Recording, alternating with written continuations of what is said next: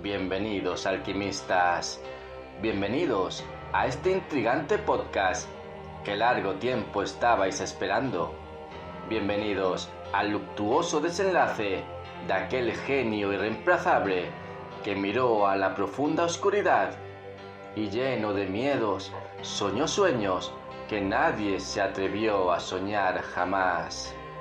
Bienvenidos, amigos, al terrible final de mi querido y admirado Edgar Allan Poe. La muerte inminente de su amada causó en Edgar una inmensa tristeza. Después de semanas de semi-inconsciencia y delirio, volvió a despertar frente a ese lúgubre mundo en el que faltaba Virginia. Tan solo le quedaba una enorme ruina económica junto a aquella misteriosa vulnerabilidad que siempre le acompañó. Al principio fue el miedo, pues aunque parezca sorprendente, Edgar temía la oscuridad desde su infancia.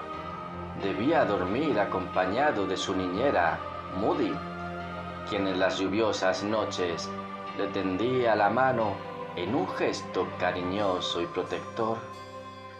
Cuando ésta se apartaba de su lado, él abría los ojos y decía: «Todavía no, todavía no».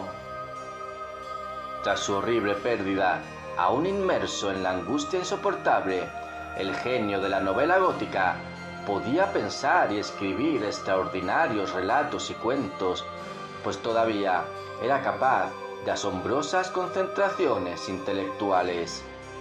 De ellas, y en la profundidad de la noche, nacería Eureka. De igual modo, cuando el balbuceo del terror retumba entre las frías y húmedas tumbas, rezumaría la maravilla de Ulalume.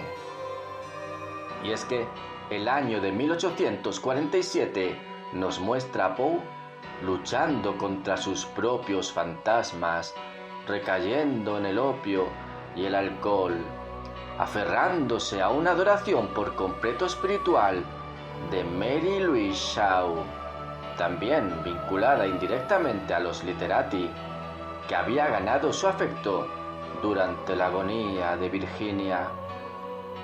Por ella conocemos los constantes delirios de Poe, sus imaginarios relatos de viajes a España y Francia, sus duelos y peligrosas aventuras. Sin duda, Mrs. Shaw admiraba el genio de Edgar y tenía una profunda estima por él, pero cuando sospechó que la presencia incesante del poeta iba a comprometerla y perjudicarla, se alejó apenada. En ese momento entrará en escena la etérea Sarah Ellen, poetisa mediocre, pero mujer llena de inmaterial encanto. Esta, que había quedado tempranamente viuda, pertenecía también a los literati y cultivaba el espiritismo, como la mayoría de aquellos. Pronto, Allan descubriría sus afinidades con la que sería su nuevo y fugaz idilio, ya que, mientras por una parte mantuvo correspondencia amorosa con aquella, por otra conocería a Mrs. Annie Richmond, cuyos hermosos ojos le causarían profunda impresión.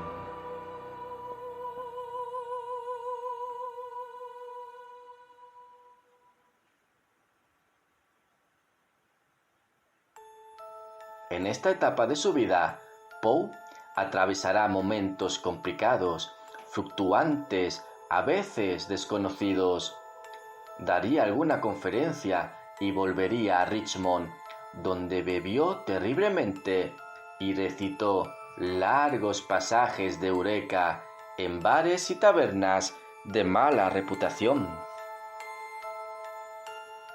Pero incluso tras la noche más amarga, brilla la luz de la mañana. En aquel brumoso contexto encontraría consuelo en el amor que profesaba a Sarah Ellen, a quien propuso matrimonio.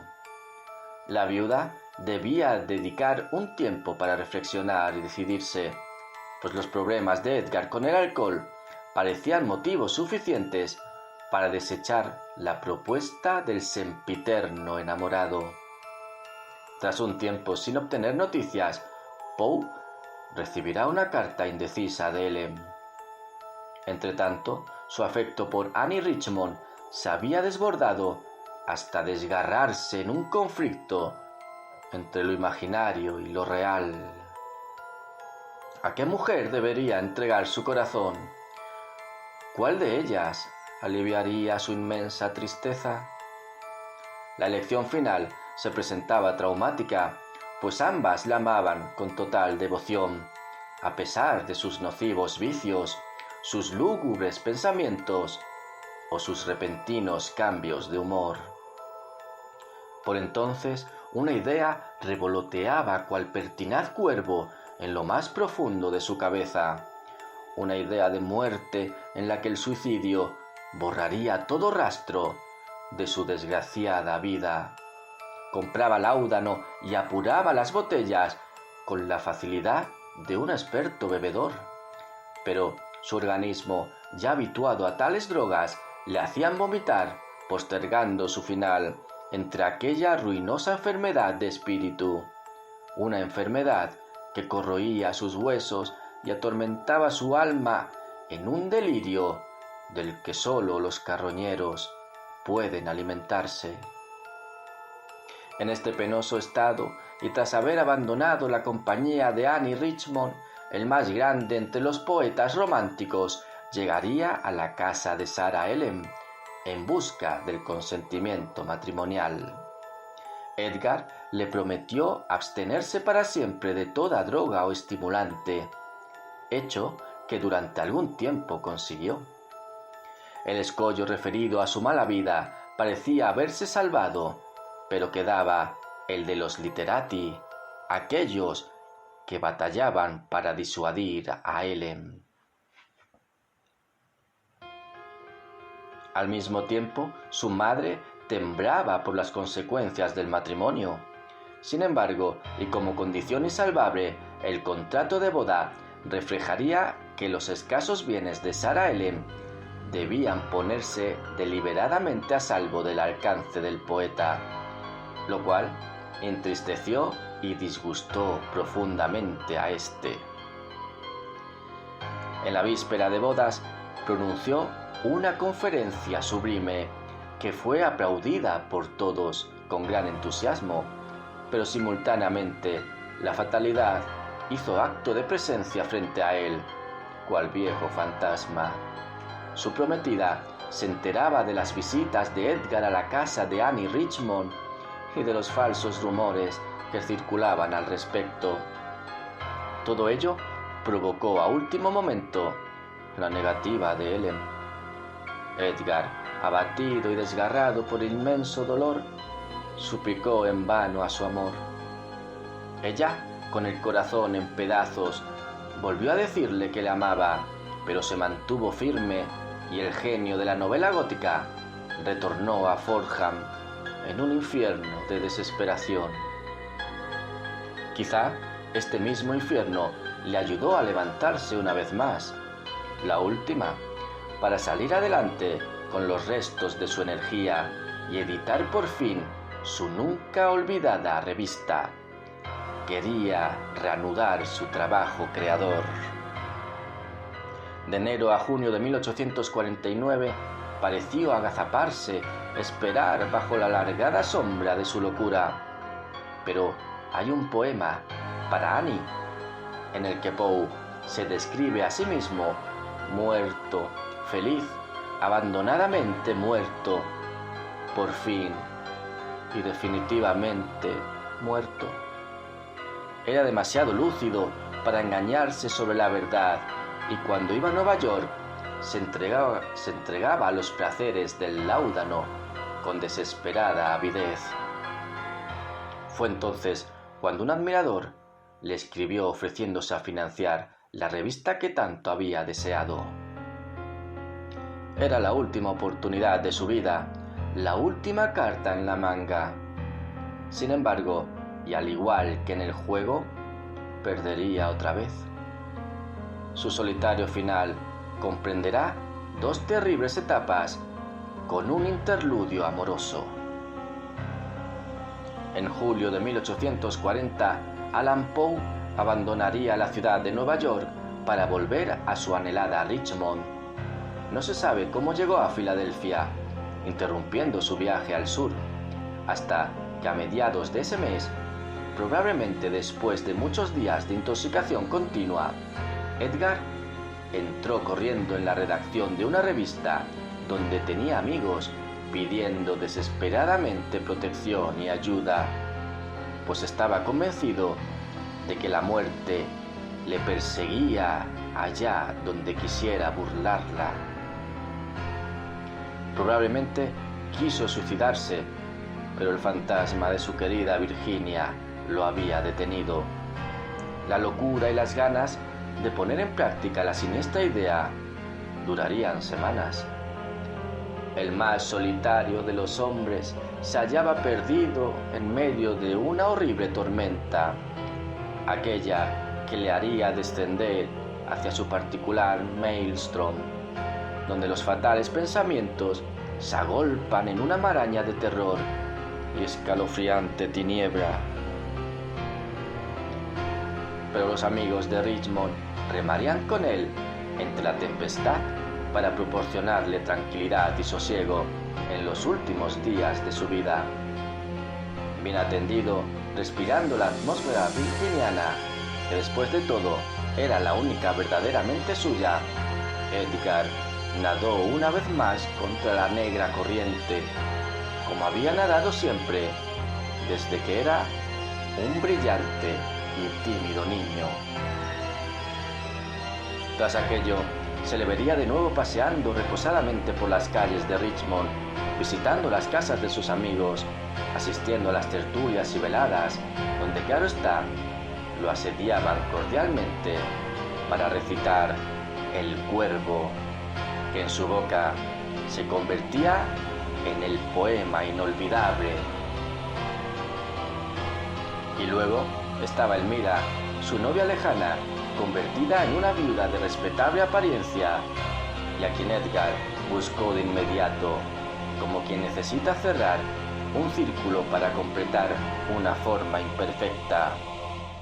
Se diría de este hecho que el melancólico poeta realmente buscaba una genial maniobra de cazador de dotes, pues no ignoraba su gran fortuna. Elmira aceptaría de inmediato su compañía, su amistad y su pronta galantería. No en vano, en su adolescencia le había prometido ser su mujer algún día. Tal día llegó en septiembre de 1849. Concertado definitivamente el matrimonio, Edgar viajaría al norte para entrevistarse con su editor, Griswold, quien había aceptado ocuparse de la obra del poeta. Previamente, pronunciaría una última conferencia en Richmond, repitiendo su famoso texto sobre el principio poético. Sus amigos le proporcionaron el dinero necesario para aquel viaje, un viaje del que no regresará nunca más. A las 4 de la madrugada del 27 de septiembre de 1849, el bisoño Edgar embarcó rumbo a Baltimore. Ciertamente, nada había cambiado en el ánimo de su espíritu, pues como siempre, se hallaba deprimido y lleno de turbios pensamientos. Desde este preciso instante, todo lo referido a su aciago final está envuelto en la densa niebla que le arrastró a la más tenebrosa locura, pero a su vez al sublime genio de su inmortal figura. Se ha dicho que Poe, en los largos periodos de depresión derivados de una evidente debilidad cardíaca, acudía al alcohol como un estimulante imprescindible. Apenas bebía un trago y su cerebro pagaba las terribles consecuencias, aunque aquello también incrementaba su elocuencia, hacía desaparecer su timidez y le proporcionaba un éxtasis literario al alcance de muy pocos. Sin duda, este círculo vicioso debió cerrarse en su travesía a Baltimore. Los médicos le habían asegurado en Richmond que otra recaída resultaría mortal de necesidad. Y no se equivocaban. El 29 de septiembre, el barco atracó finalmente en Baltimore. Allan Poe debía tomar allí el tren con destino a Filadelfia, pero se hacía necesario esperar varias horas. En una de esas horas sellaría su destino. Se sabe que al poco de poner pie en tierra ya estaba ebrio. Nada más se sabe hasta 5 días después, cuando un médico conocido de Poe recibió un mensaje presurosamente escrito en lápiz, informándolo de que un caballero, más bien mal vestido, necesitaba urgentemente su ayuda. La nota procedía de un tipógrafo que acababa de reconocer a nuestro querido Edgar Allan Poe en un borracho semi-inconsciente, metido en una taberna y rodeado de la peor ralea de Baltimore. Eran días de elecciones y los partidos en pugna hacían votar repetidas veces a pobres diablos e indigentes, a quienes emborrachaban previamente para llevarlos de un comicio a otro. Sin que exista prueba concreta, lo más probable es que Poe fuera utilizado como votante y abandonado finalmente en la taberna donde acababan de identificarlo.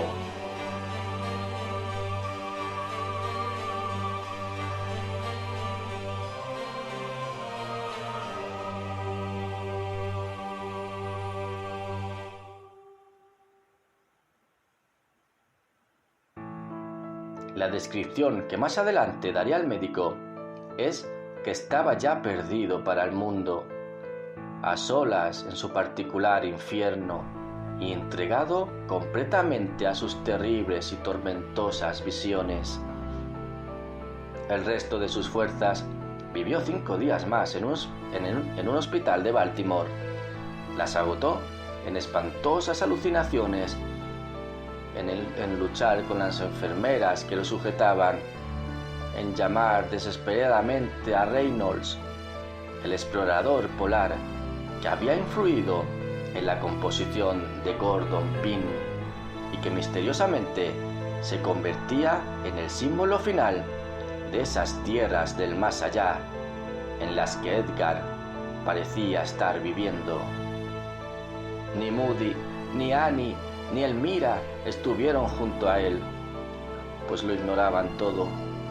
Ya ni siquiera él atisbaba esperanza para su miserable vida. Finalmente, el incomparable genio del terror murió a las 3 de la fría madrugada del 7 de octubre de 1849. Unas últimas palabras fueron pronunciadas en su lecho de muerte, unas palabras que retumbarían suplicantes en medio de la soledad más triste y absoluta. Que Dios ayude a mi pobre alma. Más tarde, su influencia literaria se haría presente en los pensamientos y creaciones más oscuras del ser humano, hasta llevarla al cine, el arte y la propia literatura. Considerado uno de los maestros del relato corto, fue uno de los primeros en su país, renovador de la novela gótica, especialmente en sus cuentos de terror, inventor del relato detectivesco, creador de las obras del género emergente de la ciencia ficción. Edgar Allan Poe sobresalió por su incomparable técnica y su apuntada intensidad narrativa, por su exclusividad estética, virtuosa, original y verosímil, y para mi gracia, por ser el autor que alimentó mi imaginación, dando rienda suelta a las historias más truculentas y bellas que desde muy pequeño ya solía escribir en la soledad de mi lúgubre cuarto. Su importante mensaje a partir de su óbito no se hallará en el manuscrito dentro de una botella, sino en el graznido de un majestuoso cuervo que se paseará por el dintel de nuestra puerta, aterrorizándonos en mitad de la turbia y silenciosa noche. Entonces, la razón y la cordura ya no nos pertenecerá nunca más. Nunca más. Este ha sido mi pequeño homenaje al gran maestro del terror, aquel genio que desde niño soñaba con emular a Boccaccio y Chaucer, Anne Radcliffe, Washington Irving o a su alter ego, Lord Byron, aquel que desde su infancia no fue como los demás, ni vio lo que los demás. Ahora es el momento de compartir este podcast y todos los anteriores a través de Spreaker Podcast. Descárgate la aplicación en Play Store y Spreaker.com. Escúchalo también en mi canal de YouTube, La Noche del Alquimista 7, siempre con números romanos. Y pásate por mi cuenta de Instagram, Angel_Goal84. Deja comentarios y sugerencias para hacerte llegar los temas de tu interés. A la muerte se le toma de frente y después se le invita a una copa. Muchas gracias, alquimistas. Hasta muy pronto.